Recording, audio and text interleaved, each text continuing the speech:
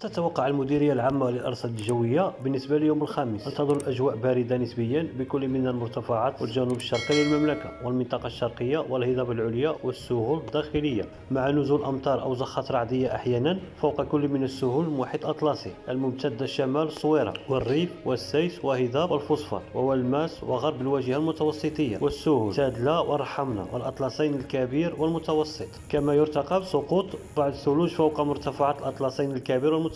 التي يتعدى علوها 2000 متر، فضلا عن تشكل كتل ضبابية فوق السواحل الوسطى والجنوبية مع تسجيل هبة رياح قوية نوعا ما بالسواحل الشمالية. وستتراوح درجات الحرارة الدنيا ما بين 0 و7 درجات بمرتفعات الأطلس والريف والمنطقة الشرقية والسفوح الجنوبية الشرقية، وما بين 12 و 18 درجة بالقرب من السواحل والجنوب الأقاليم الصحراوية،